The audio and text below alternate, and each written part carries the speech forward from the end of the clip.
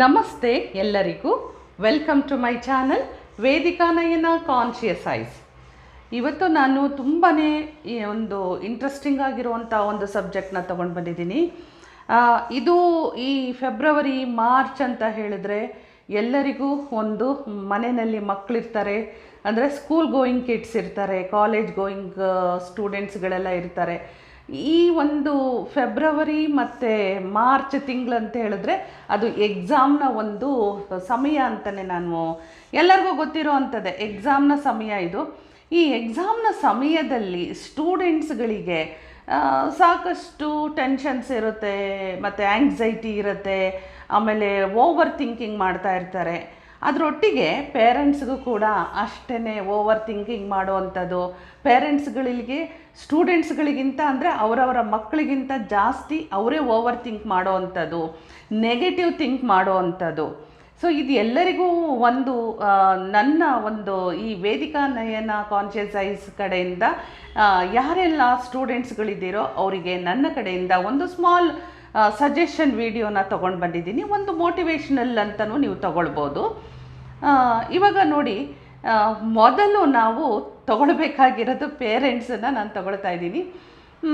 ಖಂಡಿತ ಹೌದು, ಮನೆಯಲ್ಲಿ ಮಕ್ಕಳು ಸ್ಕೂಲಲ್ಲಿ ಓದ್ತಾ ಇದ್ದಾರೆ ಅಂತ ಹೇಳಿದರೆ, ಅದರಲ್ಲೂ ಇವಾಗ 10th ಅವರೆಲ್ಲ ಬೋರ್ಡ್ ಎಕ್ಸಾಮ್ಸ್ಗಳು ಬರಿತಾ ಇರ್ತಾರೆ.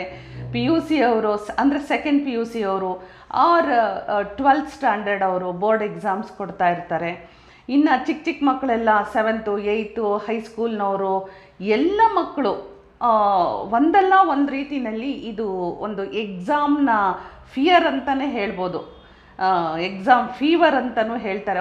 ಎಕ್ಸಾಮ್ ಫೀವರ್ ಮನೆಯಲ್ಲಿ ಸ್ಟಾರ್ಟ್ ಆಯಿತಾ, ಎಕ್ಸಾಮ್ ಫಿಯರ್ ಸ್ಟಾರ್ಟ್ ಆಯಿತಾ, ಮನೆಯಲ್ಲಿ ಎಕ್ಸಾಮ್ನ ವಾತಾವರಣ ಸೃಷ್ಟಿಯಾಗಿದೆಯಾ ಅಂತ ಹೇಳಿ ಬರುತ್ತೆ. ಇಂತಹ ಒಂದು ಸಂದರ್ಭದಲ್ಲಿ ಪೇರೆಂಟ್ಸು, ಅದರಲ್ಲೂ ತಾಯಂದರು, ನಾವು ಏನು ಮಾಡ್ತಾ ಇರ್ತೀವಿ ಅಂದರೆ ಮಕ್ಕಳನ್ನು ಅವ್ರ ಜೊತೆಯಲ್ಲೇ ಕೂರಿಸ್ಕೊಂಡು ಓದಿಸೋ ಅಂಥದ್ದು, ಮಕ್ಕಳಿಗೆ ನಾವು ಪ್ರಿಪ್ರೇಷನ್ ಕೊಡಬೇಕಾಗತ್ತೆ.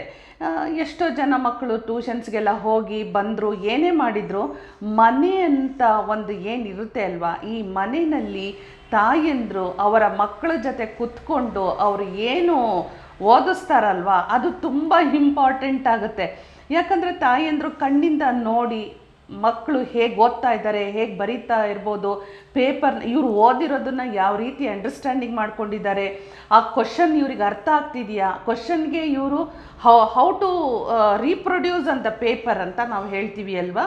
ನೀವು ಓದಿರೋದನ್ನು ಎಲ್ಲವನ್ನು ನಿಮ್ಮ ಮೆಮೊರಿನಲ್ಲಿ ಇಟ್ಕೊಂಡು ಅದನ್ನು ಪೇಪರ್ ಮೇಲೆ ಈ ಕ್ವಶನ್ಗೆ ಈ ಆನ್ಸರ್ ಅಂತ ರೀಪ್ರೊಡ್ಯೂಸ್ ಮಾಡ್ತೀರಿ ಅಲ್ವಾ, ಅದು ತುಂಬಾ ಇಂಪಾರ್ಟೆಂಟು. ಮತ್ತು ಮಕ್ಕಳು ಸ್ಕೋರ್ ಮಾಡಲಿಕ್ಕೂ ಕೂಡ ಅದು ತುಂಬಾ ಇಂಪಾರ್ಟೆಂಟ್ ಆಗುತ್ತೆ. ಸೊ ಈ ಥರ ಇರುವಾಗ ತಾಯಂದರು ಮಕ್ಕಳ ಜೊತೆಯಲ್ಲಿ ಕೂತ್ಕೊಂಡಿರ್ತಾರೆ, ಅವರಿಗೆ ತಿಂಡಿ, ಊಟ, ಹಾಲು, ಹಣ್ಣು ಎಲ್ಲ ಕೊಡೋವಂಥ ಸಂದರ್ಭದಲ್ಲಿ ಅವ್ರನ್ನ ಓದ್ಸಕ್ಕೆ ಬಿಟ್ಬಿಟ್ಟು ಆಬ್ವಿಯಸ್ಲಿ ಎಲ್ಲರ ಮನೇಲೂ ನಡೆಯೋವಂಥದ್ದು, ಇದು ಸಂಜೆ ಆಯಿತು ಮಗನಿಗೆ ಅಥವಾ ಮಗಳಿಗೆ ನಾನು ಹಾಲು ಕೊಡಬೇಕು, ಅವರು ಬೆಳಿಗ್ಗೆಯಿಂದ ಓದಿದ್ದಾರೆ, ಅಥವಾ ರಾತ್ರಿ ಮಲಗೋ ಟೈಮಲ್ಲಿ ಹಾಲು ಕೊಡೋವಂಥದ್ದು, ಬೆಳಿಗ್ಗೆ ಎದ್ದ ತಕ್ಷಣ ಹಾಲು ಕೊಡೋವಂಥದ್ದು, ಇದು ಮನೆಯಲ್ಲಿ ಅಭ್ಯಾಸ ಇದ್ದೇ ಇರುತ್ತೆ. ಇಂಥ ಒಂದು ಅಭ್ಯಾಸದಲ್ಲಿ ಸಾಕಷ್ಟು ತಾಯಂದ್ರುಗಳು ಏನು ಮಾಡ್ತಾರೆ ಅಂದರೆ, ಇವಾಗ ಇದು ಹಾಲಿನ ಕಪ್ ಅಂತ ಇಟ್ಕೊಳ್ಳಿ. ಹಾಲಿನ ಕಪ್ ಅಂತ ಇಟ್ಕೊಂಡಾಗ ಅವರು ಏನು ಮಾಡ್ತಾರೆ, ಹಾಲನ್ನು ಹಾಕ್ಕೊಂಡು ಅದಕ್ಕೆ ಅವರವರ ಟೇಸ್ಟ್ ಅನುಸಾರ ಏನಂತ ಹೇಳಿದ್ರೆ ಹಾರ್ಲಿಕ್ಸ್ ಕುಡಿಯೋರು ಇರ್ತಾರೆ, ಬೂಸ್ಟು, ಬಾರ್ನ್ವಿಟಾ, ಇನ್ನೇನಾದರೂ ಅದಕ್ಕೆ ಡ್ರೈ ಫ್ರೂಟ್ಸ್ಗಳು ಹಾಕ್ಕೊಂಡು ಒಂದು ಹೆಲ್ದಿ ಮಿಲ್ಕ್ ಶೇಕನ್ನು ಆದರೂ ಕೊಡ್ಬೋದು. ಅಂದರೆ ಹಾಲಿಗೆ ಬನಾನಾ ಹಾಕಿ ಮಿಲ್ಕ್ ಶೇಕು, ಆ್ಯಪಲ್ ಹಾಕಿ ಮಿಲ್ಕ್ ಶೇಕು, ಯಾಕಂದರೆ ಅವ್ರಿಗೊಂದು ಸ್ವಲ್ಪ ಸ್ಟ್ರೆಂತ್ ಬರಲಿ, ಅವರಿಗೆ ಒಂದು ಕುಡಿಲಿಕ್ಕೂ ಒಂದು ಟೇಸ್ಟ್ ಸಿಗಲಿ, ಅವರಲ್ಲಿ ಒಂದು ರಿಫ್ರೆಶ್ ಆಗಲಿ ಓದಿರೋ ಅಂಥದ್ದು ಮೈಂಡು ಅಂತ ಹೇಳಿ ಇದನ್ನು ಎಲ್ಲರ ಮನೇಲೂ ಸಾಮಾನ್ಯ ಹಾಲು ಕೊಡೋ ಅಂಥದ್ದು ಮಕ್ಕಳಿಗೆ. ಅವ್ರೇನು ಕುಡಿತಾರೋ ಅದು. ಕೆಲವೊಂದು ಮಕ್ಕಳಿಗೆ ಕಾಫಿ, ಟೀ ಅಭ್ಯಾಸ ಇರುತ್ತೆ, ಅವರನ್ನು ನಾನು ಸೇರಿಸ್ಕೊತೀನಿ, ಬರೀ ಹಾಲು ಅಂತಲೇ ಅಲ್ಲ. ಇದನ್ನು ನಾನು ಹೇಳುವಾಗ ನಿಮ್ಮನ್ನು ನೀವು ಸ್ಕ್ಯಾನ್ ಮಾಡ್ಕೊಂಡು ನೋಡ್ಕೊಳ್ಳಿ. ಮಕ್ಕಳಿಗೆ ನಾವು ಹಾಲು ಅಥವಾ ಟೀ, ಕಾಫಿನೋ ಅಥವಾ ಮಿಲ್ಕ್ ಶೇಕೋ ಏನೋ ಒಂದು ಹಾಕಿ ಕೊಡೋವಂಥ ಸಂದರ್ಭದಲ್ಲಿ ಏನಾಗುತ್ತೆ ಗೊತ್ತಾ, ತಾಯಂದ್ರ ಮೈಂಡಲ್ಲಿ ಥಾಟ್ಸ್ಗಳು, ನೆಗೆಟಿವ್ ಥಾಟ್ಸ್ಗಳಿರುತ್ತೆ. ಯಾವ ಥರ ಥಾಟ್ಸ್ ಅಂತ ಹೇಳಿದ್ರೆ, ಈ ಥರ ಹಾಲು ಹಾಕ್ಕೊಂಡು ಅದಕ್ಕೆ ಇನ್ನೇನು ನೀವು ಸಕ್ಕರೆನೋ ಅಥವಾ ಇನ್ನು ನೀವು ಯಾವ ರೀತಿ ಅದನ್ನು ನೀವು ಮಕ್ಕಳಿಗೆ ಶೇಕನ್ನು ಕೊಡ್ತೀರೋ ಅದನ್ನು ಹಾಕ್ಕೊಂಬಿಟ್ಟು ನೀವು ಮೈಂಡಲ್ಲಿ ಏನು ಥಾಟ್ಗಳು ಆಗ್ತಾವೋ ಹಾಲು ಮಾಡ್ತಾ ಇರ್ತೀರಿ ಅಂತಂದರೆ, ಸರಿಯಾಗಿ ಓದಿದಾನೋ ಇಲ್ವೋ, ಸ್ಕೋರ್ ಮಾಡ್ತಾ ಇದ್ದಾನೋ ಇಲ್ವೋ, ಎಕ್ಸಾಮಲ್ಲಿ ಏನು ಭಯ ಪಟ್ಬಿಡ್ತಾನೋ ಏನೋ, ನಾನು ಫೋರ್ಸ್ ಮಾಡಿ ರಾತ್ರಿ ಎಲ್ಲ ನಿದ್ದೆ ಕಟ್ಟಿ ಓದಿದ್ದಾನೆ, ಯಾವ ರೀತಿ ಎಕ್ಸಾಮು ಅವನು ಅಟೆಂಡ್ ಮಾಡ್ತಾನೋ, ಕಾನ್ಫಿಡೆನ್ಸ್ ಲೋ ಲೆವೆಲ್ ಇದೆಯಾ ನೋಡಿ, ಸಾಕಷ್ಟು ಇಲ್ಲಿ ನೆಗೆಟಿವ್ ಥಾಟ್ಸ್ಗಳನ್ನು ಹಾಕಿ ನಾವು ಹಾಲನ್ನು ಮಿಕ್ಸ್ ಮಾಡ್ತಾ ಇರ್ತೀವಿ. ಯಾಕಂದರೆ ಅದು ಗೊತ್ತಿರಲ್ಲ, ಯಾವ ತಾಯಂದ್ರೂ ಇದನ್ನು ಪರ್ಪಸ್ಲಿ ಮಾಡಬೇಕು ಅಂತ ಇರಲ್ಲ. ಅವರಿಗೆ ಗೊತ್ತಿಲ್ಲದೇ ಮೈಂಡಲ್ಲಿ ಈ ಫಿಯರ್ ಅನ್ನೋದು ಬಂದ್ಬಿಟ್ಟು ಏನಾಗುತ್ತೆ ಗೊತ್ತಾ, ಮೈಂಡಲ್ಲಿ ನೆಗೆಟಿವ್ ಥಾಟ್ಸ್ಗಳು ಬರೋಕ್ಕೆ ಶುರು ಆಗುತ್ತೆ. ಯಾವುದೇ ಒಂದು ವ್ಯಕ್ತಿ ಆಗಲಿ ಮೊದಲು ನೆಗೆಟಿವ್ ಬಂದೇ ನಂತರ ಪಾಸಿಟಿವ್ಗೆ ಹೋಗುವಂಥದ್ದು ನಿಮಗೆ ಗೊತ್ತಿರೋವಂಥದ್ದೇ ವಿಚಾರ. ಈ ಥರ ಇರುವಾಗ ಏನಾಗುತ್ತೆ, ನೀವು ಕೊಡೋ ಅಂಥ ಹಾಲು ಏನಿದೆಯಲ್ಲ, ಮಗನಿಗೆ ನೀವು ನೆಗೆಟಿವ್ ಥಾಟ್ಸನ್ನು ಕೊಟ್ಟು ಮಕ್ಕಳಿಗೆ ನೀವು ಕೊಟ್ಟಾಗ ಅದು ನೆಗೆಟಿವ್ನೇ ಕನ್ಸ್ಯೂಮ್ ಮಾಡ್ತಾರೆ ಮಕ್ಕಳು. It's all proven, scientifically it's all proven. ಎದ್ದೋಗ್ಬಿಟ್ಟು ನೀರು ಕೊಡೋಕ್ಕೆ ಹೋಗ್ತೀರಿ, ಮಕ್ಕಳು ನೀರು ಕೇಳ್ತಾರೆ, ನೀರು ಕೊಡಬೇಕಾದ್ರೂ ಅಷ್ಟೇ, ಏನೋ ಫಿಲ್ಟ್ರಿಂದನೋ ನಾವು ಎಲ್ಲಿಂದ ನೀರು ತಗೊಳ್ತೀವಲ್ಲ ಅಲ್ಲಿ ನಾವು ನೀರು ಇಟ್ಕೋಬೇಕಾದ್ರೆ ಇವನು ಓದ್ತಾ ಇದ್ದಾನೋ ಇಲ್ವೋ, ಸರಿಯಾಗಿ ಏನು ಮಾಡ್ತಾ ಇದ್ದಾನೋ ಏನೋ, ಮಗಳು ಯಾವ ರೀತಿ ಓದಿದ್ಲೋ ಏನೋ ಅಂತ ನೀರು ಹಿಂಗೆ ಹಾಕ್ಕೊಡೋದು. ಯಾಕಂದರೆ ತಂದೆ ತಾಯಿಯಂದ್ರಿಗೆ ಸಾಕಷ್ಟು ಟೆನ್ಷನ್ಸ್ ಇರುತ್ತೆ. ಈ ಟೆನ್ಷನ್ ಅನ್ನೋದು ನಿಮ್ಮ ಮೈಂಡಲ್ಲಿ ಸೇರಿಕೊಂಡು ನೆಗೆಟಿವ್ ಥಾಟ್ ಆಗಿ ಹೊರಗಡೆ ಬರುತ್ತೆ. ಯಾವಾಗ ನೆಗೆಟಿವ್ ಥಾಟ್ ಹೊರಗಡೆ ಬರುತ್ತೋ, ವಾಟರ್ ಆ್ಯಸ್ ಎ ಮೆಮೊರಿ, ಇದು ಎಲ್ಲರಿಗೂ ಗೊತ್ತಿರೋ ವಿಚಾರ. ಈ ಥರ ಇರುವಾಗ ನಾವು ಒಂದು ನೀರು ಕೊಟ್ಟರು ಮಕ್ಕಳಿಗೆ, ಹಾಲು ಟೀ ಕಾಫಿ ಕೊಟ್ಟರು ನಾವೆಷ್ಟು ಪಾಸಿಟಿವ್ ಆಗಿರಬೇಕು ಅನ್ನೋವಂಥ ಟಾಪಿಕ್ನ ನಾನು ಇವತ್ತು ತೊಗೊಂಡು ಬಂದಿರೋ ಅಂಥದ್ದು. ಇಷ್ಟು ನೀವು ಪೇರೆಂಟ್ಸ್ಗಳು ನೀವು ಎಷ್ಟೇ ಈವನ್ ಕುಕ್ಕಿಂಗ್ ಮಾಡಬೇಕಾದ್ರೂ ಅಷ್ಟೇ, ನಿಮಗೆಲ್ರಿಗೂ ಗೊತ್ತಿದೆ ಅಮ್ಮ ಮಾಡಿದ ಅಡುಗೆಗೆ ತುಂಬ ರುಚಿ ಜಾಸ್ತಿ ಅಂತ ಹೇಳ್ತೀವಿ. ಯಾಕೆ ಅಮ್ಮ ಮಾಡಿದ ಅಡುಗೆಗೆ ರುಚಿ ಜಾಸ್ತಿ ಅಂತ ಹೇಳಿದ್ರೆ, ಅಮ್ಮ ಯಾವಾಗಲೂ ನನ್ನ ಮನೆಗೆ, ನನ್ನ ಮಕ್ಕಳಿಗೆ, ನನ್ನ ಗಂಡನಿಗೆ, ನನ್ನ ಫ್ಯಾಮಿಲಿ ಮೆಂಬರ್ಸಿಗೆ ಅಂತ ಹೇಳಿ ಅವಳು ಅನ್ಕಂಡೀಷನಲ್ ಆಗಿ ಅಡುಗೆಯನ್ನು ಮಾಡಿ ನಮಗೆ ಬಡಿಸ್ತಾಳೆ. ಆ ಪ್ರೀತಿ ತುಂಬಿ ಅಡುಗೆಯನ್ನು ಬಡಿಸ್ತಾಳೆ. ಹೀಗಿರುವಾಗ ಅದು ಒಂದು ಉಪ್ಪು ಹುಳಿ ಒಂದು ಖಾರ ಹಾಕಿ ಅಡುಗೆ ಮಾಡಿದರೂ ಕೂಡ ಅಷ್ಟು ಅಮೃತಕ್ಕೆ ಸಮ ಆಗಿರುತ್ತೆ ಆ ಒಂದು ಊಟವನ್ನು ನಾವು ಮಾಡಿದಾಗ. ಪ್ರತಿಯೊಬ್ಬರಿಗೂ ಇದು ಯೂನಿವರ್ಸಲ್ ಟ್ರುತ್ತು. ನೀವು ಹೇಳ್ಬೋದು ನಿಮಗೆ ಅಡುಗೆ ಯಾವುದಿಷ್ಟ, ನನ್ನಮ್ಮನ ಅಡುಗೆ ಇಷ್ಟ ಅಂತ. ಎಲ್ಲರಿಗೂ ಅವರವರ ತಾಯಿಯಂದ್ರ ಅಡುಗೆ ಮಾಡಿರೋದೇ ತುಂಬಾ ಇಷ್ಟ ಆಗುತ್ತೆ. ಯಾಕೆ ಅಂದರೆ ಅನ್ಕಂಡೀಷನಲ್ ಲವ್, ಆ ಒಂದು ಏನು ಯಾರಿಂದನೂ ಎಕ್ಸ್ಪೆಕ್ಟ್ ಮಾಡ್ದೇನೆ ನನ್ನ ಮನೆ, ನನ್ನ ಕುಟುಂಬ, ನನ್ನ ಮಕ್ಕಳು, ನನ್ನ ಗಂಡ ಅಂತ ಹೇಳಿ ತಾಯಿ ಅಡುಗೆ ಮಾಡ್ತಾಳೆ ಅಲ್ವಾ, ಅದು ಅಮೃತಕ್ಕೆ ಸಮಾನ ಆಗೋಗಿರುತ್ತೆ. ಸೊ ಹೀಗಿರುವಾಗ ಅಲ್ಲಿ ನೋಡಿ ಥಾಟ್ ಏನು ಬಂತು, ಪ್ರತಿಯೊಂದು ತಾಯಿದು ಥಾಟ್ ಯಾವ ಥರ ಇರುತ್ತೆ, ಆ ಒಂದು service mind, positive thinking, positive thoughts ನಾವು ಊಟ ಮಾಡುವಂಥ ಆಹಾರವನ್ನು ಆರೋಗ್ಯಕರವಾಗಿ ಇಡುತ್ತೆ. ಅದೇ ತಾಯಿ ಏನು ಮಾಡ್ತಾಳೆ ಅಂದರೆ, ರಾತ್ರಿ ಎಲ್ಲ ಮಕ್ಕಳು ಓದ್ತಾ ಇರ್ತಾರೆ, ಬೆಳಿಗ್ಗೆ ಎಲ್ಲ ಅರ್ಲಿ ಮಾರ್ನಿಂಗು ಎದ್ದು ಓದೋವಂಥ ಮಕ್ಕಳಿರ್ತಾರೆ, ಅವರಿಗೆ ಫ್ರೆಶ್ ಆಗಲಿ, ಸ್ಟ್ರೆಂತ್ ಬರಲಿ ಅಂದ್ಬಿಟ್ಟು ಹಾಲು, juice, coffee, tea, milk shake ಏನೇ ಕೊಡುವಾಗ ಅದು ಒಂದು ಟೆನ್ಷನ್ ಇರುತ್ತೆ ಅವರಿಗೆ.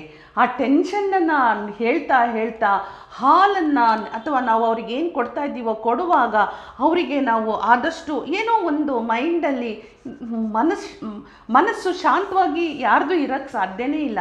ಅದನ್ನು ನಿಗ್ರಹ ಮಾಡ್ಕೊಳ್ಳೋವಂಥದ್ದು ಬೇರೆ ಬೇರೆ ಲೆವೆಲ್ಲೇ ಇರ್ತದೆ. ಆಗ ನಾವು ಏನು ಮಾಡ್ತೀವಿ, ಇದು ಎಲ್ಲವನ್ನೂ ನಮ್ಮ ನೆಗೆಟಿವ್ ಥಾಟ್ಸ್ ಹಾಕ್ಬಿಟ್ಟು ಈ ನೆಗೆಟಿವ್ ಥಾಟ್ಸನ್ನೇ ನಾವು ತಗೊಂಡೋಗಿ ತಾಯಿನಲ್ಲಿರುವಂಥ ಫಿಯರ್ನೇ, ಟೆನ್ಷನ್ನೇ, ವರೀಸ್ನೇ ತಗೊಂಡೋಗಿ ನಾವು ಎಕ್ಸಾಮ್ಗೆ ಹೋಗುವಂಥ ಮಕ್ಕಳಿಗೆ ಕೊಡೋವಂಥ ಸಂದರ್ಭ ಸಾಕಷ್ಟು ಮನೆಯಲ್ಲಿ, ಪ್ರತಿಯೊಂದು ಮನೆಯಲ್ಲೂ ಇದು ನಡೆಯುತ್ತೆ. ಯಾರೂ ನನ್ನ ಮಗ ತುಂಬ ಚೆನ್ನಾಗಿ ಓದಿದ್ದಾನೆ, ಬಂದೇ ಬಿಡ್ತಾನೆ ರ್ಯಾಂಕ್ 1, ಎಕ್ಸಾಮ್ ಆಗೋವರೆಗೂ ಎಲ್ಲ ಪೇರೆಂಟ್ಸಿಗೂ ಇದು ಒಂದು ಟೆನ್ಷನ್ ಇದ್ದೇ ಇರುತ್ತೆ. ಸೊ ಯಾರಿಗೆಲ್ಲ ಈ ಒಂದು ನಾನು ಹೇಳಿರೋದು ಯಾರಿಗೆಲ್ಲ ಅನಿಸಿದೆ ದಯವಿಟ್ಟು ಕಮೆಂಟ್ ಮಾಡಿ. ಹಾಗೆಯೇ ಸ್ಟೂಡೆಂಟ್ಸ್ಗಳಲ್ಲಿ ಒಂದು ಫಿಯರ್ ಅನ್ನೋದು ಇದ್ದೇ ಇರುತ್ತೆ. ಆ ಫಿಯರು ಏನೋ ಒಂಥರ ಆ್ಯಂಗ್ಸೈಟಿ, ಏನೋ ಒಂಥರ ಟೆನ್ಷನ್ಸ್ ಇರುತ್ತೆ. ಎಷ್ಟೇ ನಾವು ಓದ್ಕೊಳ್ತಾ ಇದ್ದೀವಿ, ಎಷ್ಟೇ ನಾವು ಪ್ರಿಪೇರ್ ಆಗ್ತಾ ಇದ್ದೀವಿ, ನಮ್ಮ ಪ್ರಿಪ್ರೇಷನ್ ತುಂಬ ಚೆನ್ನಾಗಿದೆ ಅಂತ ಎಷ್ಟೇ ನಮಗನ್ಸಿದ್ರು ಕೂಡ ಎಲ್ಲೋ ಒಂದು ಕಡೆಗೆ ಎಕ್ಸಾಮ್ ಬರೆಯೋವರೆಗೂ ಸ್ಟೂಡೆಂಟ್ಸ್ಗಳಲ್ಲಿ ಇದು ಒಂಥರ ಟೆನ್ಷನ್ ಇದ್ದೇ ಇರುತ್ತೆ. ಸಾಕಷ್ಟು ಜನ ಕಾನ್ಫಿಡೆಂಟ್ ಲೆವೆಲ್ ತುಂಬ ಹೈ ಇರುತ್ತೆ, ತುಂಬ ಸ್ಟ್ರಾಂಗ್ ಆಗಿ, ಬೋಲ್ಡ್ ಆಗಿ, ಪಾಸಿಟಿವ್ ಆಗಿರ್ತಾರೆ. ಇನ್ನು ಮಧ್ಯದಲ್ಲಿರೋ ಅಂಥವರು ಓದಿದ್ದೀವಿ, ನೋಡೋಣ ಎಕ್ಸಾಮ್ ಬರಲಿ, ಸ್ವಲ್ಪ ಆಚೆ ಈಚೆನೂ ಇರುತ್ತೆ ಮೈಂಡ್ ಅವ್ರಿಗೆ. ಇನ್ನು ಕೆಲವ್ರಿಗೆ ತುಂಬ ಲೋ ಫೀಲ್ ಮಾಡ್ತಿರ್ತಾರೆ, ಫಿಯರ್ ಸ್ಟಾರ್ಟ್ ಆಗಿರುತ್ತೆ, ಟೆನ್ಷನ್ಸ್ ಇರುತ್ತೆ, ವರೀಸ್ ಇರುತ್ತೆ. ಈ ಥರ ಒಂದು ಕಾಂಬಿನೇಷನಲ್ಲಿ ಸ್ಟೂಡೆಂಟ್ಸ್ಗಳು ಇರ್ತಾರೆ. ಎಷ್ಟೋ ಜನಕ್ಕೆ ತುಂಬ ನಾವು ಸ್ಟಡಿ ಮಾಡಿ ಮಾಡಿ ಮಾಡಿ ಮಾಡಿ ಅದು ಎಲ್ಲ ಕನ್ಫ್ಯೂಷನ್, ಮೈಂಡ್ ಕನ್ಫ್ಯೂಷನಿಗೆ ಹೋಗ್ಬಿಡುತ್ತೆ. ಇನ್ನೇನು ನಾಳೆ ಎಕ್ಸಾಮ್ ಬರೀಬೇಕು ಅಂದರೆ ರಾತ್ರಿ ಎಲ್ಲ ಓದಿರೋದೆಲ್ಲ ಮರ್ತೋಗ್ತಾ ಇದೆ. ಆ್ಯಂಗ್ಸೈಟಿ, ಎಲ್ಲೋ ಒಂದು ಕಡೆ ಪ್ರೆಷರ್ ತೊಗೊಂಡ್ಬಿಡ್ತಾರೆ, ಟೆನ್ಷನ್ ತೊಗೊಂಡ್ಬಿಡ್ತಾರೆ. ಸೊ ಈ ಥರ ಇರುವಾಗ ಏನಾಯಿತು, ಓವರ್ ಥಿಂಕಿಂಗ್ ಅಂತ ಹೇಳಿ ನಾವು ಕರಿತೀವಿ. ಸೈಕಲಾಜಿಕಲ್ ಡಿಸಾರ್ಡರ್ಸ್ ಇದೆಲ್ಲ. ಅಂದರೆ ಆ ಒಂದು ಟೆನ್ಷನ್ ಬಂತು ಅಂತ ಹೇಳಿದ್ರೆ, ಆ ಒಂದು ಓವರ್ ಥಿಂಕಿಂಗ್ ನಾವು ಹೋದಾಗ ಏನಾಯಿತು, ನಾವು ಪ್ರಿಪೇರ್ ಆಗಿದ್ದು ಎಲ್ಲದೂ ಮೇಲೆ ಕೆಳಗೆ ಆಗಿಬಿಡುತ್ತೆ. ಓವರ್ ಥಿಂಕಿಂಗ್ ಬಂದಾಗ ಮೈಂಡ್ ಸುಮ್ಮನೆ ಇರಲ್ಲ. ನಾವು ಸಾಕಷ್ಟು ಕೌನ್ಸಿಲಿಂಗ್ ಕೊಟ್ಟಾಗ ಮಕ್ಕಳಲ್ಲಿ ಬಂದಿರೋವಂಥ ಮ್ಯಾಟರ್ಗಳು ಏನು ಅಂತ ಹೇಳ್ತಿರ್ತಾರೆ ಅವರು, ನಾನು ಎಕ್ಸಾಮಲ್ಲಿ ಸರಿಯಾಗಿ ಸ್ಕೋರ್ ಮಾಡದೆ ಹೋದರೆ ಆಮೇಲೆ ನಮ್ಮ ಪೇರೆಂಟ್ಸು ಏನು ತಿಳ್ಕೊಳ್ತಾರೆ, ನಮ್ಮ ರಿಲೇಟಿವ್ಸ್ ಎಲ್ಲ ನಿಮ್ಮದು ಪರ್ಸೆಂಟೇಜ್ ಎಷ್ಟು ಅಂತ ಕೇಳ್ತಾ ಇದ್ದಾರೆ, ಆಮೇಲೆ ನನಗೆ ಒಳ್ಳೆ ಕಾಲೇಜ್ ಸಿಗೋದಿಲ್ಲ. ಈ ಥರ ಒಂದು ಓದ್ತಾನೆ ಇದು ಎಲ್ಲದೂ ಅವರಿಗೆ ಪ್ರೆಷರ್ ಅನ್ನೋದು ಶುರುವಾಗ್ಬಿಟ್ಟಿರುತ್ತೆ. Already pressure ಶುರುವಾಗ್ಬಿಟ್ಟಿರುತ್ತೆ. ಯಾವಾಗ ಓವರ್ ಥಿಂಕ್ ಮಾಡ್ತಾರೋ ಅವರಲ್ಲಿ ನೋಡಿ, ನನಗೋಸ್ಕರ ನಾನು ಮಾರ್ಕ್ಸ್ ತೆಗಿತಾ ಇದ್ದೀನಿ, ನನ್ನ ಫ್ಯೂಚರ್ಗೋಸ್ಕರ ಮಾರ್ಕ್ಸ್ ತೆಗಿತಾ ಇದ್ದೀನಿ, ನನ್ನ ಕರಿಯರ್ಗೋಸ್ಕರ ನಾನು ಮಾರ್ಕ್ಸ್ ಸ್ಕೋರ್ ಮಾಡಲೇಬೇಕು, ನನಗೊಂದು ಒಳ್ಳೆ ಕಾಲೇಜ್ ಬೇಕಂದರೆ ನಾನು ಮಾರ್ಕ್ಸ್ ತೆಗಿಬೇಕು. ಇದನ್ನು ಮಾತ್ರ ನೀವು ಯೋಚನೆ ಮಾಡಬೇಕೇ ಬಿಟ್ಟರೆ, ನನ್ನ ರಿಲೇಟಿವ್ಸ್ ಏನು ಹೇಳ್ಕೊಳ್ತಾರೆ ನನ್ನ ಮಾರ್ಕ್ಸು ಕಮ್ಮಿ ಬಂತು ಅಂದರೆ, ನಮ್ಮ ಪಪ್ಪ ಕೊಲ್ಲೀಗ್ಸ್ಗಳೆಲ್ಲ ಏನು ತಿಳ್ಕೊಳ್ತಾರೆ, ನಮ್ಮ ಅಮ್ಮನ ಕೊಲ್ಲೀಗ್ಸ್ ಏನು ತಿಳ್ಕೊಳ್ತಾರೆ, ಆ ರಿಲೇಟಿವ್ ಏನು ತಿಳ್ಕೊಳ್ತಾರೆ, ನಮ್ಮ ನೈಬರ್ಸ್ ಏನು ತಿಳ್ಕೊಳ್ತಾರೆ, ಇದೆಲ್ಲ ಮಕ್ಕಳಿಗೆ ತಗೊಳ್ಳೋವಂಥ ಓವರ್ ಥಿಂಕಿಂಗು. ಆಮೇಲೆ ಎಷ್ಟು ಜನ ಪೇರೆಂಟ್ಸ್ಗಳು ಕೂಡ ನೀವು ಮಾಡಿರ್ತೀರಿ, ನಿಂಗೆ ಗೊತ್ತಾ ನೀನು ಸರಿಯಾಗಿ ಸ್ಕೋರ್ ಮಾಡಿಲ್ಲ ಅಂದರೆ ನಮ್ಮ ರಿಲೇಟಿವ್ಸಲ್ಲಿ ನಾವು ಹೇಗೆ ಮುಖ ತೋರಿಸೋದು ಅಂತ ಆ ಪ್ರೆಷರ್ ಒಂದನ್ನು ನೆಗೆಟಿವ್ ಥಾಟನ್ನು ಕೊಟ್ಬಿಟ್ಟಿರ್ತೀರಿ. ಪಾಪ ಅವರು ಆರಾಮಾಗಿ ಓದ್ತಾ ಇರೋರು ಅವ್ರಿಗೋಸ್ಕರ ಓದೋದನ್ನು ಮರೆತು ಬೇರೆಯವ್ರಿಗೋಸ್ಕರ ಓದೋಕ್ಕೆ ಶುರು ಮಾಡುವಂಥ ಪರಿಸ್ಥಿತಿ ಎಷ್ಟೋ ಫ್ಯಾಮಿಲಿಯಲ್ಲಿ ಇವತ್ತು ನಾವು ನೋಡ್ತಾ ಇದ್ದೀವಿ. ಅದನ್ನು ನಾವು ಚೈಲ್ಡ್ ಕೌನ್ಸಿಲಿಂಗಲ್ಲಿ ತುಂಬಾ ಪ್ರಾಬ್ಲಮ್ಸ್ನ ಇದನ್ನು ನಾನು ನೋಡಿರೋ ಅಂಥದ್ದು. ಸೊ ಈ ಓವರ್ ಥಿಂಕಿಂಗು ಬಂತು ಅಂತ ಹೇಳಿಬಿಟ್ರೆ ನಿಮ್ಮನ್ನು ನೀವು ಓವರ್ ಅನಲೈಸ್ ಮಾಡ್ಕೊಳಕ್ಕೆ ಹೋಗ್ತೀರಿ. ಅದನ್ನು ಇಷ್ಟೊತ್ತು ನಾನು ಹೇಳಿದ್ನಲ್ಲ, ಅವರು ನನ್ನ ಬಗ್ಗೆ ಏನು ತಿಳ್ಕೊಳ್ತಾರೋ, ಇವ್ರು ನನ್ನ ಬಗ್ಗೆ ಏನು ತಿಳ್ಕೊಳ್ತಾರೋ, ನಂದು ಪರ್ಸೆಂಟೇಜ್ ನಾನು ಯಾರ ಮುಂದೆ ಹೇಗೆ ಹೇಳಲಿ, ಈ ಥರ ಎಲ್ಲ ಓವರ್ ನಿಮಗೆ ನಾವೇ ಅನಲೈಸ್ ಮಾಡ್ಕೊಳ್ಳೋ ಅಂಥದ್ದು, ಪೇರೆಂಟ್ಸ್ ಹೋಗಿ ಮಕ್ಕಳ ಮೇಲೆ ಈ ಪ್ರೆಷರ್ನ ಹಾಕೋ ಅಂಥದ್ದು, ಇದು ಎಲ್ಲದೂ ಓವರ್ ಥಿಂಕಿಂಗ್ ಇದರಲ್ಲಿ ಬರುತ್ತೆ. ಎಷ್ಟೋ ಜನ ತುಂಬ ಚೆನ್ನಾಗಿ ಎಕ್ಸಾಮ್ಗೆ ಪ್ರಿಪೇರ್ ಆಗಿರ್ತಾರೆ, ಆದರೆ ಎಕ್ಸಾಮ್ ಹಾಲಲ್ಲಿ ಹೋದಾಗ ಏನಾಗುತ್ತೆ, ಎಲ್ಲ ಮೆಮೊರಿನಲ್ಲಿರೋದನ್ನೆಲ್ಲ ಕನ್ಫ್ಯೂಷನಿಗೆ ತೊಗೊಂಡೋಗ್ಬಿಡ್ತಾರೆ. ಎಲ್ಲ ಕನ್ಫ್ಯೂಷನಿಗೆ ತೊಗೊಂಡೋಗೋದು, ಟೈಮನ್ನು ನೋಡಿ ಈ ಟೈಮಿಗೆ ನಾನು ಇಷ್ಟು ಬರೆಯೋಕ್ಕಾಗಲ್ಲ ಅಂತ ಆ್ಯಂಗ್ಸೈಟಿ ತೊಗೊಳ್ಳೋ ಅಂಥದ್ದು, ಟೆನ್ಷನ್ಸ್ನಲ್ಲಿ, ವರೀಸಲ್ಲಿ ಸರಿಯಾಗಿ ಬರೀದೇ ಇರೋದು, ರೀಪ್ರೊಡ್ಯೂಸ್ ಅಂತ ತುಂಬ ನಾವು ವರ್ಡನ್ನು ಯೂಸ್ ಮಾಡ್ತೀವಿ. ಈ ಪೇಪರ್ ಮೇಲೆ ನೀವು ಹೇಗೆ ರೀಪ್ರೊಡ್ಯೂಸ್ ಮಾಡ್ತೀರಿ ಅನ್ನೋದು ತುಂಬ ಇಂಪಾರ್ಟೆಂಟ್ ಆಗುತ್ತೆ. ನೀವು ಏನೇ ಓದಿದ್ರು ಏನೇ ಮಾಡಿದ್ರು ಆ ಕ್ವಶನಿಗೆ ನಾವು ಯಾವ ರೀತಿ ರೀಪ್ರೊಡ್ಯೂಸ್ ಮಾಡ್ತೀವಿ, 5 ಮಾರ್ಕ್ಸ್ ಈಚ್ ಇದೆಯಾ, ಈ 5 ಮಾರ್ಕ್ಸ್ ಇರೋ ಕ್ವಶನನ್ನು ನಾವು ಯಾವ ರೀತಿ ರೀಪ್ರೊಡ್ಯೂಸ್ ಮಾಡಬೇಕು, ಆ ಓದಿರೋದನ್ನು ಯಾವ ರೀತಿ ರೀಪ್ರೊಡ್ಯೂಸ್ ಮಾಡಬೇಕು, ಯಾವ ರೀತಿ ಅಟೆಂಡ್ ಮಾಡಬೇಕು, ಇದನ್ನು 2 ಮಾರ್ಕ್ಸಿಗೆ ನಾವು ಎಷ್ಟು ಬರಿಬೇಕು. ಇನ್ನು 10 ಮಾರ್ಕ್ಸಿಗೆಲ್ಲ ಕಂಪ್ಯೂಟರ್ ಪ್ರೋಗ್ರಾಮ್ಸ್ ಅಂತ ಇರುತ್ತೆ, ಮ್ಯಾಥ್ಸ್ ಇರುತ್ತೆ, ಎಸ್ಸೆ ರೈಟಿಂಗ್ ಇರುತ್ತೆ, ಕಾಂಪ್ರಹೆನ್ಷನ್ ಇರುತ್ತೆ, ಲ್ಯಾಂಗ್ವೇಜಲ್ಲಿ ಸಾಕಷ್ಟು ಸ್ಕೋರ್ ಮಾಡೋ ಅಂಥದ್ದು ಇರುತ್ತೆ. ಅಕಾರ್ಡಿಂಗ್ ಟು ಯುವರ್ ಮಾರ್ಕ್ಸ್ 1 ಮಾರ್ಕಿಗೆಷ್ಟು, 2 ಮಾರ್ಕ್ಸಿಗೆಷ್ಟು, 5 ಮಾರ್ಕ್ಸಿಗೆಷ್ಟು, ನಾನು ಯಾವ ರೀತಿ ಬರಿಬೇಕು ಅನ್ನೋದನ್ನು ದಯವಿಟ್ಟು ಸ್ಟೂಡೆಂಟ್ಸ್ಗಳು ಕರೆಕ್ಟಾಗಿ ನೀವು ಅರ್ಥ ಮಾಡ್ಕೊಂಡ್ಬಿಟ್ರಿ ಅಂತ ಹೇಳಿದ್ರೆ ಯಾರಿಗೂ ಎಲ್ಲೂ ಈ ಆ್ಯಂಗ್ಸೈಟಿ, ಟೆನ್ಷನ್ ಅನ್ನೋದು ಬರೋದಿಲ್ಲ. ಸೊ ಇಷ್ಟು ನೆಗೆಟಿವ್ ಥಾಟ್ಸ್ ಅನ್ನೋದು ಪ್ರತಿಯೊಂದು ಫೀಲ್ಡಲ್ಲೂ ನೆಗೆಟಿವ್ ಥಾಟ್ಸ್ ಇರುತ್ತೆ. ಈಗ ಎಕ್ಸಾಮ್ ಟೈಮ್ ಆಗಿರೋದ್ರಿಂದ ನಾನು ಎಕ್ಸಾಮ್ ಸ್ಟೂಡೆಂಟ್ಸ್ಗಳಿಗೆ ತೊಗೊಂಡು ಬಂದಿರೋ ಅಂಥದ್ದು. ಆಮೇಲೆ ಇನ್ನೊಂದು ಏನಾಗುತ್ತೆ ಅಂದರೆ ನಮ್ಮನ್ನು ನಾವು ಜಡ್ಜ್ ಮಾಡಲಿಕ್ಕೆ ಬೇರೆಯವ್ರ ಕೈಗೆ ಕೊಟ್ಬಿಡ್ತಾರೆ, ಪೇರೆಂಟ್ಸೇ ಕೊಡ್ತಾರೆ. ನಿಮ್ಮ ಮಗಳು ಈ ರೀತಿ ಓದಿದ್ದಾಳೆ, ಅವಳೇನು ಓದಲಿಲ್ಲ, ನಿಮ್ಮ ಮಗ ಈ ರೀತಿ ಸುಮ್ಮನೆ ಟೈಮ್ ಪಾಸ್ ಮಾಡಿದ್ದಾನೆ. ಬೇರೆಯವರು ನಿಮ್ಮ ಮಕ್ಕಳನ್ನು ಜಡ್ಜ್ ಮಾಡೋಕ್ಕೆ ಕೊಡಬೇಡಿ.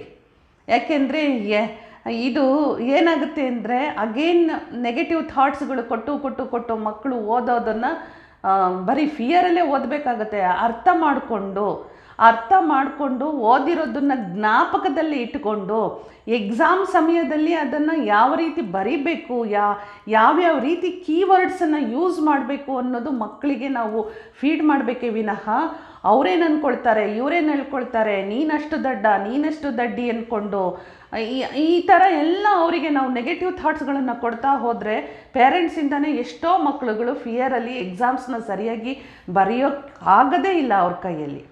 ಈ ರೀತಿ ಎಲ್ಲ ನೀವು ಈ ಓವರ್ ಥಿಂಕಿಂಗಿಗೆ ಹೋಗ್ದೇನೆ ನೀವು ಇವತ್ತು ಸಬ್ಜೆಕ್ಟನ್ನು ನೀವು ಓದ್ಕೊಂಡಿದ್ದೀರಿ ಅಂದರೆ ನಿಮಗೆ ಏನು ಅನ್ನಿಸ್ಬೇಕು ಅಂತ ಹೇಳಿದ್ರೆ ಅದರಲ್ಲಿ ನಿಮಗೆ ಪೀಸ್ಫುಲ್ ಆಗಿರಬೇಕು. ಯಾವಾಗ ನಿಮ್ಮ ಮೈಂಡ್ ಪೀಸ್ಫುಲ್ ಆಗಿದೆಯೋ you are in the present state of ಮೈಂಡಲ್ಲಿದ್ದೀರಿ ನೀವು ಅಂತ. ಯಾವಾಗಲೂ ನಿಮ್ಮ ಸ್ಟಡೀಸು ನೀವು ಓದಿದ್ದೀರಿ ಅಂದಮೇಲೆ ಕಣ್ಣು ಮುಚ್ಕೊಂಡು ನೀವು ಕೆಲಸ ಏನು ಮಾಡಬೇಕು ಅಂದರೆ ಓದಿರೋದನ್ನೆಲ್ಲ ರೀಕಾಲ್ ಮಾಡ್ತಾ ಹೋಗಬೇಕು. ಮೆಮೊರಿನಲ್ಲಿರೋದನ್ನೆಲ್ಲ ರೀಕಾಲ್ ಮಾಡ್ತಾ ಹೋದಾಗ ನಿಮ್ಮ ಮೈಂಡ್ ಏನಾಗುತ್ತೆ ಗೊತ್ತಾ, ಓವರ್ ಥಿಂಕಿಂಗ್ ಹೋಗೋದಿಲ್ಲ, ಆ ಫಿಯರಿಗೆ ಹೋಗೋದಿಲ್ಲ, ಟೆನ್ಷನ್ ತಗೊಳ್ಳಲ್ಲ, ಆ್ಯಂಗ್ಸೈಟಿ ಪ್ರಾಬ್ಲಮ್ಸ್ಗಳು ಶುರು ಆಗೋದಿಲ್ಲ. ನೀಟಾಗಿ ಎಕ್ಸಾಮಲ್ಲಿ ನೀಟಾಗಿ ಪೇಪರಲ್ಲಿ ನೀವು ಓದಿರೋದನ್ನು ರೀಪ್ರೊಡ್ಯೂಸ್ ಮಾಡ್ತೀರಿ, ಕೀವರ್ಡ್ಸನ್ನು ಯೂಸ್ ಮಾಡ್ತೀರಿ. ಸೊ ಇದು ನೀವು ಯಾವಾಗಲೂ ಅಷ್ಟೇ ಎಕ್ಸಾಮ್ಗೆ ಹೋಗೋರು ಮಾತ್ರ ತುಂಬ ಪೀಸ್ಫುಲ್ಲಾಗಿರೋಕ್ಕೆ ಪ್ರಯತ್ನ ಪಡಿ. ಆದಷ್ಟು ನೀವು ಪೀಸ್ಫುಲ್ಲಾಗೇ ಇರಿ ಅಂತಲೇ ನಾನು ಹೇಳ್ತೀನಿ. ಯಾರೆಲ್ಲ ಪೀಸ್ಫುಲ್ಲಾಗಿರ್ತಾರೋ ಅವರು ಈ ಪ್ರೆಸೆಂಟ್ ಮೂಮೆಂಟಲ್ಲಿದ್ದಾರೆ ಅಂತ ಅರ್ಥ. ನಿಮಗೆ ಆ್ಯಂಗ್ಸೈಟಿ ಸ್ಟಾರ್ಟ್ ಆಯಿತು ಅಂತ ಹೇಳಿದ್ರೆ ನಾಳೆದ್ರ ಬಗ್ಗೆ ಫ್ಯೂಚರ್ನಲ್ಲಿದ್ದಾರೆ ಇವರು. ಅಯ್ಯೋ ನನಗೆ ಸ್ಕೋರ್ ಆಗದೆ ಹೋದರೆ, ನನಗೆ ಆ ಕಾಲೇಜು ಸಿಗದೆ ಹೋದರೆ, ನನಗೆ ಈ ಕಾಂಬಿನೇಷನ್ ಸಿಗದೆ ಹೋದರೆ, ನಾನು ಈ ಸಬ್ಜೆಕ್ಟ್ ನನಗೆ ಸಿಗದೆ ಹೋದರೆ ಪೇರೆಂಟ್ಸ್ ಏನು ಹೇಳ್ಕೊಳ್ತಾರೋ, ರಿಲೇಟಿವ್ಸ್ ಏನು ಹೇಳ್ಕೊಳ್ತಾರೋ, ಅಕ್ಕಪಕ್ಕ ಏನು ಹೇಳ್ಕೊಳ್ತಾರೋ. ಇದು ನೀವು ಫ್ಯೂಚರ್ ಬಗ್ಗೆ ಆ್ಯಂಗ್ಸೈಟಿನಲ್ಲಿ ಯಾರೆಲ್ಲ ನೀವಿದ್ದೀರೋ ಫ್ಯೂಚರ್ ಬಗ್ಗೆ ನೀವು ತುಂಬ ತಲೆ ಕೆಡಿಸ್ಕೊಂಡಿದ್ದೀರಾ ಅಂತ ಅರ್ಥ. ಹಾಗೆ ಓದ್ತಾ ಇರ್ಬೇಕಾದ್ರೆ ಎಷ್ಟೋ ಸಾರಿ ಸ್ಯಾಡ್ ಮೂಮೆಂಟಲ್ಲಿ ಇರ್ತಾರೆ ಮಕ್ಕಳು. ನಾನು ಕೇಳಿದ್ದೀನಿ ಕೌನ್ಸಿಲಿಂಗ್ ಕೊಡುವಾಗ, ಯಾಕೆ ಇಷ್ಟೊಂದು ಸ್ಯಾಡ್ ಅಂದರೆ ಅವ್ರು ಹೇಳ್ತಾರೆ, ಇಲ್ಲ ನೀನು ಆ ಟೆಸ್ಟಲ್ಲಿ ಲೋ ಸ್ಕೋರ್ ಮಾಡಿದೆಯಾ ಅಂತ ಮನೆಯಲ್ಲಿ ಬೈತಾ ಇರ್ತಾರೆ, ಫಸ್ಟ್ ಟರ್ಮಲ್ಲಿ ಲೋ ಸ್ಕೋರ್ ಆಗಿದೆ ಅಂತ ಹೇಳ್ತಾರೆ, ಪ್ರಿಪ್ರೇಟ್ರಿ ಎಕ್ಸಾಮಲ್ಲಿ ಪ್ರೀ ಬೋರ್ಡಲ್ಲಿ ಲೋ ಸ್ಕೋರ್ ಆಗಿದೆ ಅಂತ ಹೇಳ್ತಾರೆ. ಸೊ ಹಾಗಾಗಿ ನನಗೆ ಯಾವ ರೀತಿ ನಾನು ಪ್ರಿಪೇರ್ ಆಗಬೇಕು ಅನ್ನೋದೇ ಗೊತ್ತಿಲ್ಲ. ಸ್ಯಾಡ್ ಮೂಮೆಂಟಲ್ಲಿ ನೀವು ಯಾರು ಇರ್ತೀರೋ ನೀವೆಲ್ಲ ಇನ್ನು ಪಾಸ್ಟ್ ಟೆನ್ಸಲ್ಲೇ ಇದ್ದೀರಿ, ಪಾಸ್ಟಲ್ಲಿದ್ದೀರಿ, ಬರಲೇ ಇಲ್ಲ ನೀವು. ತುಂಬ ಓವರ್ ಥಿಂಕ್ ಮಾಡ್ಕೊಂಡು ಹೋಗೋರು, ಆ್ಯಂಗ್ಸೈಟಿನಲ್ಲಿರೋರು ಫ್ಯೂಚರ್ನಲ್ಲಿ ಯೋಚನೆ ಮಾಡ್ತಾ ಇದ್ದೀರಿ. ಬಿ ಇನ್ ದ ಪ್ರೆಸೆಂಟ್ ಅಂತ ನಾನು ಹೇಳೋಕ್ಕೆ ಇಷ್ಟಪಡ್ತೀನಿ ಎಲ್ಲ ಸ್ಟೂಡೆಂಟ್ಗೂ. ನೀವು ಏನು ಓದಿರ್ತೀರಿ ಅಲ್ವಾ, ನೀವು ಅಂದ್ಕೋಬೇಕು, ನನಗೆ ಸ್ಕೋರ್ ಆಗಲಿಲ್ಲ, ನನಗೆ ಒಳ್ಳೆ ಕಾಲೇಜ್ ಸಿಗಲಿಲ್ಲ, ಪೇರೆಂಟ್ಸ್ ಏನು ಹೇಳ್ತಾರೋ, ರಿಲೇಟಿವ್ಸ್ ಏನು ಹೇಳ್ತಾರೋ ಅನ್ನೋ ಅಂಥ ಈ ಥಾಟ್ಸ್ಗಳ ಜೊತೆಯಲ್ಲಿ ಸಮಾಧಾನವಾಗಿ ಶಾಂತಿಯುತವಾಗಿ ಓದಿದ್ದನ್ನು ಕಣ್ಣು ಮುಚ್ಚಿಕೊಂಡು ರಿಲ್ಯಾಕ್ಸ್ ಮೂಡಲ್ಲಿ ನೀವು ಹೋಗಿ ಒಂದು ರೀಕಾಲ್ ಮಾಡ್ತಾ ಮೆಮೊರಿನ ನೀವು ಸ್ಟ್ರಾಂಗ್ ಮಾಡ್ಕೊಳ್ತೀರಲ್ವ. ನಿಮ್ಮ ಓದಿರೋವಂಥ ಜ್ಞಾನವನ್ನು ನೀವು ಅದನ್ನು ಸ್ಟ್ರಾಂಗ್ ಮಾಡಿಕೊಂಡಾಗ ನೀವು ಹೇಳಬೇಕು, ನಾನು ತುಂಬ ಕಾನ್ಫಿಡೆಂಟ್ ಆಗಿದ್ದೀನಿ, ಓದಿರೋದನ್ನು ಚೆನ್ನಾಗಿ ಬರಿತಾ ಇದ್ದೀನಿ, ಒಳ್ಳೆ ಕಾಲೇಜ್ ಸಿಕ್ಕಿದೆ, ಚೆನ್ನಾಗಿ ನಾನು ಮಾರ್ಕ್ಸ್ ಸ್ಕೋರ್ ಮಾಡಿದ್ದೀನಿ. ಇದನ್ನು ನೀವು ಮನಸ್ಸಲ್ಲಿ ಇಟ್ಕೋಬೇಕು. ಬಿಟ್ಟರೆ ಯಾರು ಏನು ಹೇಳ್ತಾ ಇದ್ದಾರೆ, ನಮ್ಮ ಬಗ್ಗೆ ಯಾರು ಏನು ಮಾತಾಡ್ತಾ ಇದ್ದಾರೆ, ಯಾರಿಗೋಸ್ಕರನೂ ನಾನು ನನ್ನ ಲೈಫನ್ನು ಅವರಿಗೆ ರಿಜಿಸ್ಟ್ರ್ ಮಾಡಿ ಕೊಟ್ಟಿಲ್ಲ. ನನ್ನ ಲೈಫ್ ನಿಮಗೆ ಕೊಟ್ಬಿಟ್ಟಿದ್ದೀವಿ ಅಂತ ನಾವು ಯಾರಿಗೂ ರಿಜಿಸ್ಟ್ರ್ ಮಾಡಿ ನಮ್ಮ ಲೈಫನ್ನು ಕೊಟ್ಟಿರಲ್ಲ. ನಮ್ಮ ಲೈಫು, ನಮ್ಮ ಫ್ಯೂಚರು, ನಮ್ಮ ಏಮ್, ನಮ್ಮ ಗೋಲ್, ಇದನ್ನು ನಾವು ಸ್ಟೂಡೆಂಟ್ಸು ತಿಳ್ಕೊಬೇಕಾಗುತ್ತೆ. ಹಾಗೆಯೇ ಪೇರೆಂಟ್ಸ್ಗಳು ಕೂಡ, ನಾನು ಆವಾಗಲೇ ಒಂದು ಹೇಳಿದೆ, ನೀವು ಅವರಿಗೆ ಊಟ, ತಿಂಡಿ, ಹಣ್ಣು ಏನು ಕೊಡ್ತೀರೋ, ಹಾಲು, coffee, tea, juice, milk shakes ಏನೇ ಕೊಟ್ರು ಪಾಸಿಟಿವ್ ಥಾಟ್ಸನ್ನು ಹಾಕಿನೇ ನೀವು ಮಕ್ಕಳಿಗೆ ಕೊಡಿ. ನೀವು ಅವ್ರ ಜೊತೆಯಲ್ಲಿ ಕುತ್ಕೊಂಡಾಗ ಪಾಸಿಟಿವ್ ಥಾಟ್ಸನ್ನು ಕೊಡ್ತಾ ಹೋಗಿ. ಅವರಿಗೆ ಮಾರಲ್ ಸಪೋರ್ಟ್ ಆಗಿರಿ, ಬ್ಯಾಕ್ ಸಪೋರ್ಟ್ ಆಗಿರಿ. ನೀವು ಏನೇ ಹೇಳಿದ್ರು, ಒಂದೊಂದು ಸತಿ ಮಕ್ಕಳು ತುಂಬ ಲೋ ಫೀಲ್ ಮಾಡ್ತಾರೆ. ನಂಗೆ ಯಾಕೋ ಗೊತ್ತಿಲ್ಲ, ಸಡನ್ನಾಗಿ ನಾನು ಓದಿದ್ದೆಲ್ಲ ಮರ್ತೋಗ್ತಿದೆ ಅಂತ ಸಡನ್ನಾಗಿ ಬಂದುಬಿಡ್ತಾರೆ. ಪೇರೆಂಟ್ಸ್ ಹತ್ರ ಬಂದಾಗ ಪೇರೆಂಟ್ಸ್ ಅವ್ರಿಗಿಂತ ಜಾಸ್ತಿ ಟೆನ್ಷನ್ ತೊಗೊಂಡ್ಬಿಡೋದು. ನಾನು ಹೇಳಿಲ್ವಾ ನಿನಗೆ ಟೈಮ್ ವೇಸ್ಟ್ ಮಾಡಬೇಡ ಅಂತ ಹೇಳಿ? ಇವ್ರು ಶುರು ಮಾಡ್ಕೊಂಬಿಡ್ತಾರೆ. ಸೊ ಇದು ಯಾವುದೋ ವರ್ಕ್ ಆಗಲ್ಲ. ನೀನು ಏನು ಓದ್ತಾ ಇದೆಯಾ, ನಾನು ನಿನ್ನನ್ನು ನೋಡ್ತಾ ಇದ್ದೀನಿ, ನೀನು ಎಷ್ಟು ಓದ್ತಾ ಇದೆಯಾ, ಎಷ್ಟು ಪ್ರೊಡಕ್ಟಿವ್ ಡೇ ಇದೆ ನಿಂದು. ಇವತ್ತು ಮಾರ್ನಿಂಗ್ ಟು ಈವ್ನಿಂಗ್ ನೀನು ಇಷ್ಟು ಓದಿದೆಯಾ, ಇಷ್ಟು ಓದಿದ ಮೇಲೆ ನೀನು ಎಷ್ಟು ಸ್ಕೋರ್ ಮಾಡ್ತೀಯಾ, ಎಷ್ಟು ನಾಲೆಡ್ಜ್ ಗೇನ್ ಮಾಡಿದೆಯಾ. ಈ ಥರ ನೀವು ಸ್ಟೂಡೆಂಟ್ಸ್ ಜೊತೆ ನೀವು ಮಾತಾಡ್ತಾ ಹೋಗಬೇಕು. ಇದನ್ನು ಪೇರೆಂಟ್ಸ್ಗೋಸ್ಕರ ನಾನು ಹೇಳ್ತಾ ಇರೋದು, ಹಾಗೆ ಸ್ಟೂಡೆಂಟ್ಸ್ಗೋಸ್ಕರನೂ ನಾನು ಸಾಕಷ್ಟು ಹೇಳಿದ್ದೀನಿ. ಮೈಂಡ್ಫುಲ್ನೆಸ್ ಅಂತ ನಾವು ಕರಿತೀವಿ. ಮೈಂಡ್ಫುಲ್ನೆಸ್ಸಲ್ಲಿ ನೀವು ಏನೇನೆಲ್ಲ ಓದಿದ್ದೀರೋ, ಯಾವ್ಯಾವ ಸಬ್ಜೆಕ್ಟ್ಸ್ಗಳನ್ನು ಓದಿದ್ದೀರೋ, ಯಾವ್ಯಾವ ಸಬ್ಜೆಕ್ಟ್ಸಿಗೆ ಎಷ್ಟೆಷ್ಟು ಸ್ಕೋರ್ ಮಾಡಬೇಕು ಅಂತ ನೀವು ಅಂದ್ಕೊಂಡಿದ್ದೀರೋ, ಇದನ್ನು ಮಾತ್ರ ಮೈಂಡ್ಫುಲ್ಲಾಗಿ ಇಟ್ಕೊಂಡಿರಿ ನೀವು. ಸೊ ಈ ಕ್ವಶನಿಗೆ ಈ ಥರನೇ ನಾನು ನನ್ನ ನಾಲೆಡ್ಜನ್ನು ರೀಪ್ರೊಡ್ಯೂಸ್ ಮಾಡಬೇಕು ಆನ್ ದ ಪೇಪರ್ ಅನ್ನೋದನ್ನು ಜ್ಞಾಪಕ ಇಟ್ಕೊಳ್ಳಿ. ಹಾಗೆಯೇ ಯಾವ್ಯಾವ ಮಾರ್ಕ್ಸಿಗೆ ಎಷ್ಟೆಷ್ಟು ನಾನು ಸ್ಕೋರ್ ಅಂದರೆ ರೈಟ್ ಮಾಡಿದರೆ, ಎಕ್ಸಾಮನ್ನು ನಾನು ಪೇಪರಲ್ಲಿ ಯಾವ ರೀತಿ ಕೀವರ್ಡ್ಸನ್ನು ನಾನು ಯೂಸ್ ಮಾಡಿ ಬರೆದ್ರೆ, ಆ ಕೀವರ್ಡ್ಸಿಗೆ ತಕ್ಕಂಗೆ ಈಗ ನೋಡಿ ನಾವು ಹೇಳ್ಬೋದು ಕೀವರ್ಡ್ಸ್ ತುಂಬ ಇಂಪಾರ್ಟೆಂಟ್ ಆಗುತ್ತೆ. ಫಾರ್ ಎಕ್ಸಾಂಪಲ್, ನಾವೇನೋ ಒಂದು ಇಯರ್ ಮೆನ್ಷನ್ ಮಾಡಿರ್ತೀವಿ, ಅದನ್ನು ನಾವು ಅಂಡರ್ಲೈನ್ ಮಾಡೋವಂಥದ್ದು, ಸೈಡ್ ಹೆಡ್ಡಿಂಗ್ ಹಾಕ್ಬಿಟ್ಟು ನಾವು ಮಾಡೋ ಅಂಥದ್ದು. ಸೊ ಇದು ಎಲ್ಲದು ಕೀವರ್ಡ್ಸ್ ಆಗುತ್ತೆ. ಕೀವರ್ಡ್ಸ್ ಕರೆಕ್ಟಾಗಿತ್ತು ಅಲ್ಲಿ ನಾವು ಅಂತ ಹೇಳಿದ್ರೆ, ಎಸ್ ಸಬ್ಜೆಕ್ಟ್ ಈ ಸ್ಟೂಡೆಂಟಿಗೆ ಗೊತ್ತಿದೆ, ಮ್ಯಾಟರ್ ಈ ಸ್ಟೂಡೆಂಟಿಗೆ ಗೊತ್ತಿದೆ, ನಾಲೆಡ್ಜ್ ಇದೆ ಈ ಸ್ಟೂಡೆಂಟಿಗೆ ಅಂತ ಹೇಳಿ ಮಾರ್ಕ್ಸ್ ಕೊಡೋರ್ಗು ಕೂಡ ತುಂಬ ಖುಷಿಯಿಂದ ಕೊಡ್ತಾ ಹೋಗ್ತಾರೆ. ಸೊ ಇಷ್ಟೆಲ್ಲ ನೀವು ಎಕ್ಸಾಮ್ ಟೈಮಲ್ಲಿ ಪ್ರಿಪೇರ್ ಆದರೆ ಮಕ್ಕಳು ತುಂಬಾ ಒಂಥರ, ಇದು ಕೂಡ study is also an art ಅಂತ ನಾನು ಹೇಳ್ತೀನಿ. ಓದೋದು ಕೂಡ ಒಂದು ಕಲೆಯಾಗಿದ್ದರೆ ಯಾವ ಮಗುಗೂ ಟೆನ್ಷನ್ ಆಗಲ್ಲ. ಓದೋದನ್ನು ಹೆಡ್ಡೇಕ್ ಮಾಡ್ಕೊಂಡು ಬಿಡ್ತಾರಲ್ವ, ಅದರಲ್ಲೂ ಇವಾಗಿನ ಕಾಲದಲ್ಲಿ ಮೊಬೈಲು ಅದೆಲ್ಲ ಜಾಸ್ತಿ ಇದೆ. ಮೊಬೈಲ್ ಫೋನ್ ಯೂಸ್ ಮಾಡೋದು, ರೀಲ್ಸನ್ನು ನೋಡ್ತಾನೆ ಇರ್ತಾರೆ. ಎಷ್ಟೋ ಜನ ಕೈ ಬೆರಳನ್ನು ರೀಲ್ಸ್ ನೋಡ್ತಾ ಈ ಥರ ಅಂತಾನೆ ಇರ್ತಾರೆ. ನಾನ್ ಸ್ಟಾಪ್ ಅದು. ಈಗ ಒಂದು ಮೂವಿ ನೋಡ್ತಿದ್ದೀರಿ ಅಂದರೆ ಅದು 2.5 ಅಥವಾ 3 ಗಂಟೆಗೆ ಒಂದು ಮೂವಿ ಮುಗಿದೋಗುತ್ತೆ. ಅಟ್ಲೀಸ್ಟ್ ಒಂದು 2-3 ಅವರ್ಸ್ ನಾವು ರಿಲ್ಯಾಕ್ಸ್ ಮಾಡ್ಕೊಂಡು ಒಂದು ಮೂವಿ ನೋಡಿದ್ದೀನಪ್ಪ, ಆಮೇಲೆ ನಾನು ಕೆಲಸ ಮಾಡ್ಬೋದು ಅನ್ಬೋದು. ಆದರೆ ಇವತ್ತು ನಾವೆಲ್ಲ ರೀಲ್ಸ್ ನೋಡೋವಂಥದ್ದು ಅದು ಇದು ಮಾಡ್ತಾ ಇರೋದೆಲ್ಲ ಯಾವ ಮಟ್ಟಕ್ಕೆ ಹೋಗ್ತಿದೆ ಅಂದರೆ, ನಾವು ಬೆರಳನ್ನು ಈ ಥರ ಅಪ್ಪು ಮಾಡ್ತಾ ಇದ್ದರೆ ಅಪ್ಪ ಆಗ್ತಾನೇ ಇರುತ್ತೆ.